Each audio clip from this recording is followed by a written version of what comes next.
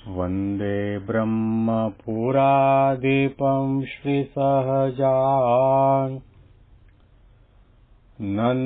च मूलाक्षरम् श्रेयस्कारणसद्गुणैकनिलयम् श्रीप्रागजिह्वावथ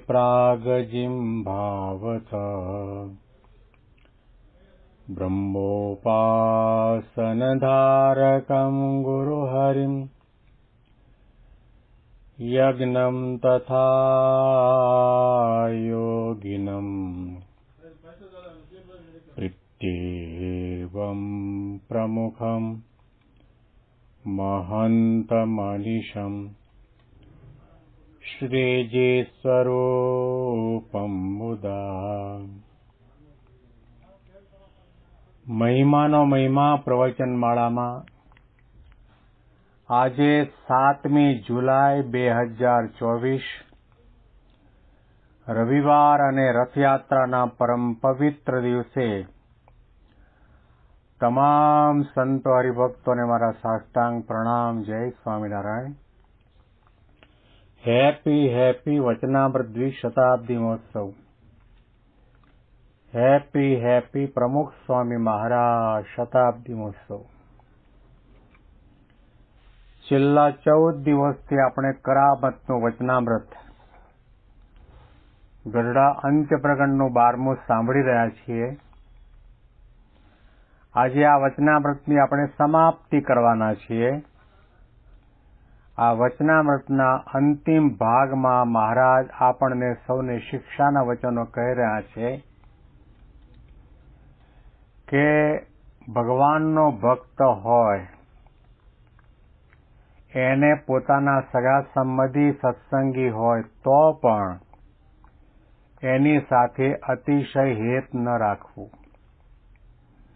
દ્રષ્ટાંત આપીને સમજાવ્યું કે પારટ ભેંસનું દૂધ હોય, સાકર નાખી હોય, બદામ પિસ્તા કેસર ચારોલી પણ નાખ્યા હોય, પણ એમાં સાપની લાળ પડે અને એ દૂધપાક કે બાસુંદી જે પીવે તેના પ્રાણ જાય. એવી રીતે અહીંયા પણ મહારાજે કહ્યું કે સંબંધીની લાળ છે એને કારણે આપણે માયા મુક્ત થઈ શકતા નથી. બંધન થાય છે, આસક્તિ બંધાય છે. હેતરૂપી માયાની વાત પણ મહારાજે વચનામૃતમાં કરી છે. સંસારના સંબંધીમાં હેત કરવામાં આવે, પદાર્થમાં હેત કરવામાં આવે, સ્થાનમાં હેત કરવામાં આવે, વ્યક્તિમાં હેત કરવામાં આવે તો જીવાત્માને બંધનનું કારણ બને છે. પરંતુ જીવાત્મા જો ભગવાન અને સંતની સાથે હેત કરી બેસે તો એનો છેલ્લો જન્મ થઈ જાય છે. સંત અને ભગવંતમાં પ્રીતિ કરો એ માયા નથી, પણ ભગવાનનું ભજન કરવામાં વિઘ્નરૂપ થતા હોય એ પોતાના સગા સંબંધી હોય તો પણ માયા છે. અને જેટલા પૂર્વે પરોક્ષના ભક્તો થયા એમણે પણ ભગવાનની ભક્તિમાં, ભગવાનના ભજનમાં, આધ્યાત્મિક માર્ગમાં વિઘ્નરૂપ થતા હતા. એનો સાપ જેવી રીતે પોતાની કાંચળી ઉતારે તેવી રીતે સંબંધીનો ત્યાગ કર્યો છે. જો પ્રહલાદે પણ નવ છોડ્યો, નિજ તાત તણો સગ પણ તોડ્યો, દ્રઢ કરી મોહન સંગ મન જોડ્યો, દ્રઢ કરી મોહન સંગ મન જોડ્યો, તન ધન જાતા હરિજન હોય તે હરિભક્તિથી નવ ચળે. જેમ નારસતી સર્વે મમતા છોડી પતિ સંગે બળે. ભગવાનના ભક્ત એવા પ્રહલાદજીએ ભગવાનના નામનો ત્યાગ ન કર્યો, પરંતુ પોતાના સગા પિતાનો ત્યાગ કરી દીધો. મીરાબાઈએ પોતાના પતિનો ત્યાગ કર્યો, મેવાડનો ત્યાગ કર્યો, કારણ કે તુલસીદાસજીએ લખ્યું, જાકો પ્રિયન રામ બે દેહી, તાકો તજીએ કોટી બૈરીસમ, યદ્યપિ પરમ સ્નેહી. ભગવાનના માર્ગમાં વિઘ્નરૂપ થતા હોય એવા પોતાના સગા સંબંધીનો ત્યાગ કરી દેવો. જબ લગ નાતા જગત કા તબ લગન, ભક્તિ ન હોય નાતા તોડે, હરિ ભજે ભગત કહાવે સોય. ભગત કોને કયો, સત્સંગી કોને કયો, આધ્યાત્મિક સાધક કોને કયો? કે જગતનો નાતો તોડે અને જગતનું સર્જન કરે છતાં પણ જગતથી નિર્લેપ ને અલિપ્ત રહે છે એવા સંત અને ભગવંતમાં નાતો જોડે એ ભગત. જ્યાં સુધી જગતનો નાતો છે ત્યાં સુધી ભગવાનનું ભજન પણ થતું નથી. ભજન થાય પણ જગતના સુખના માટે. શ્રીજી મહારાજના છેલ્લા આ શબ્દો વચનામૃતના અંતિમ ભાગમાં છે તે વાંચીએ. એમ જાણીને ભગવાન અને ભગવાનના ભક્તનો દ્રોહ કરવો જ નહીં, અને વળી પોતાના દેહના જે સગા સંબંધી હોય અને તે સત્સંગી હોય તો પણ તેમાં અતિશય હિત રાખવો નહીં. જેમ દૂધ સાકર હોય અને તેમાં સર્પની લાળ પડી હોય અને તેનું જે પાન કરે તેના પ્રાણ જાય, તેમ પોતાના દેહના જે સગા સંબંધી હોય અને તે હરિભક્ત હોય તો પણ તેમાં દેહના સંબંધરૂપ સર્પની લાળ પડી છે, માટે તેમાં હિતના કરનારાનું જરૂર અકલ્યાણ થાય છે. એમ જાણીને જેને પોતાનું કલ્યાણ ઈચ્છવું હોય તેને દેહના જે સગા સંબંધી હોય તે સાથે હેત રાખવું નહીં. એમ સંસારમાંથી નિષ્પૃહ થઈને ભગવાનના ચરણારવિંદમાં પ્રીતિ રાખીને ભગવાનનું ભજન કર્યા કરવું. શ્રીજી મહારાજ પોતે આપણને આ વચનામૃતના અંતિમ ભાગમાં એ પણ સમજાવે છે કે સગા સંબંધી સત્સંગી હોય તો પણ એની સાથે અતિશય હેત ન રાખવું, અને સંસારમાંથી નિષ્પૃહ થઈને ભગવાનના ચરણારવિંદમાં પ્રીતિ રાખીને ભગવાનનું ભજન કર્યા કરવું.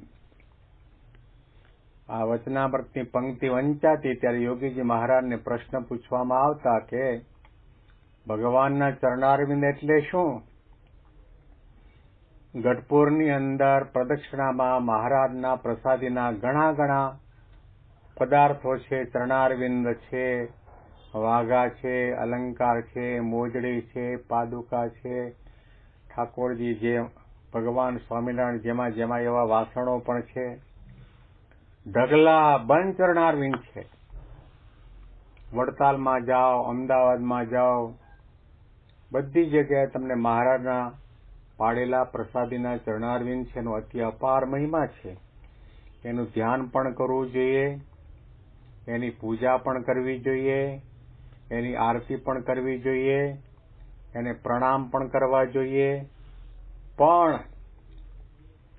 એ ચરણારવિંદ તો પવિત્ર છે, મહિમાવાળા છે, પરંતુ ભગવાનના ચરણારવિંદ યોગી બાપા કહેતા કે ગુણાતી સંત એ ભગવાનના ચરણારવિંદ છે. ભગવાનના સિદ્ધાંતના પગલે પગલે ચાલે. ભગવાન સિવાય દુનિયાના એક પણ પદાર્થ કે વિષયનું ક્ષણના માટે પણ જાગ્રત સ્વપ્ન સુષુપ્તિમાં સંકલ્પ ન થવા દે. ભગવાનમય જીવે છે. ચરણારવિંદ સહિત એવા ભગવાન પુરુષોત્તમ નારાયણને જેમણે અખંડ ધાર્યા છે એ સત્પુરુષ ભગવાનના ચરણારવિંદ છે. એમાં મહારાજે કહ્યું કે પ્રીતિ રાખવી અને પછી ભજન કરવું. કે સત્પુરુષના સાથે પ્રીતિને આત્મબુદ્ધિ કરવામાં આવે તો જ સાચું ભજન થાય. દેવાનંદ સ્વામી એટલા માટે કહ્યું, વચનમાં વિશ્વાસ રાખી ભજનમાં ભળી, પૂર્વ કેરા પાપ તારા તો જાશે બળી, ભજી લે ભગવાન સાચા સંતને મળી. સંતને મળ્યા પછી જ આપણને ભગવાન શું છે એ તત્વ સમજાય છે, ભગવાનનો મહિમા સમજાય છે, ભગવાનના સિદ્ધાંત સમજાય છે, ભગવાનના શાસ્ત્રો સમજાય છે, ભગવાનની લીલા સમજાય છે, ભગવાનની તમામ ક્રિયાઓમાં શું રહસ્ય, મર્મ અને સિદ્ધાંત છુપાયેલા છે એ પણ આપણને સમજાય છે. એટલા માટે કહું કે સત્પુરુષમાં પ્રીતિ આત્મદર્શનનું સાધન, ભગવાનનો મહિમા જાણ્યાનું સાધન અને ભગવાનનું સાક્ષાત દર્શન થયાનું પણ એ જ સાધન છે. શ્રીજી મહારાજે અંતિમ ભાગમાં આ પ્રકારે આપણને સૌને આદેશ આપ્યો, એમ સંસારમાંથી નિષ્પૃહ થઈને ભગવાનના ચરણારવિંદમાં પ્રીતિ રાખીને ભગવાનનું ભજન કર્યા કરવું. ભગવાનનું ભજન કરવું એટલે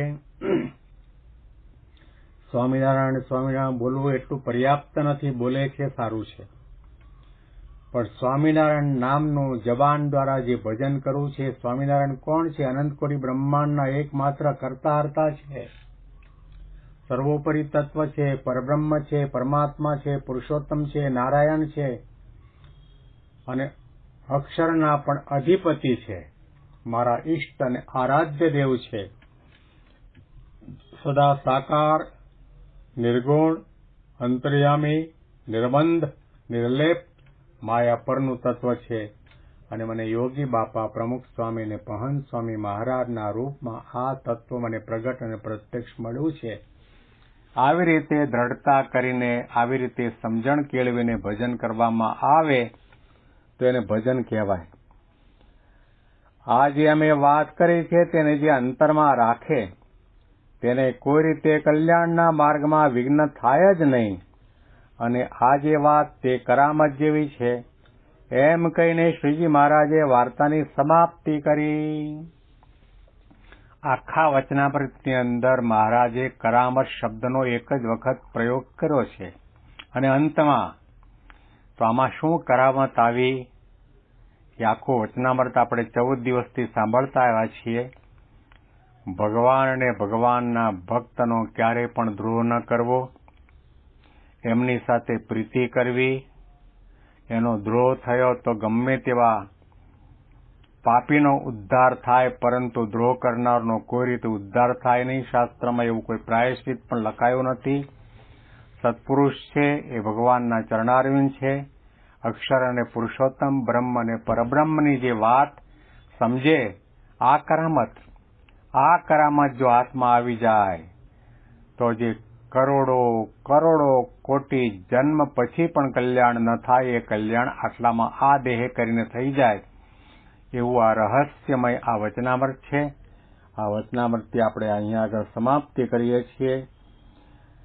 તેને કોઈ રીતે કલ્યાણના માર્ગમાં વિઘ્ન થાય જ નહીં. અને આ જે વાત તે કરામત જેવી છે એમ કહીને શ્રીજી મહારાજે વાર્તાની સમાપ્તિ કરી. ઇતિ વચનામૃતમ, એવી રીતે ગઢડા અંત્ય પ્રકરણનું 12મું વચનામૃત જે તે સમાપ્ત થયું. આગળના વચનામૃતનો આપણે આવતીકાલે પ્રારંભ કરીશું. આજે રથયાત્રાનો પરમ પવિત્ર દિવસ છે. સત્પુરુષના કરકમળમાં આપણે આપણા જીવનની, મનની, ઇન્દ્રિયો, અંતઃકરણની લગામ આપી દઈએ અને એમને જે દિશામાં રથ ચલાવવો એ દિશામાં એટલી ગતિમાં ચલાવો એટલો ચલાવીને અક્ષરધામ સુધી પહોંચાડશે. સૌને જય સ્વામિનારાયણ.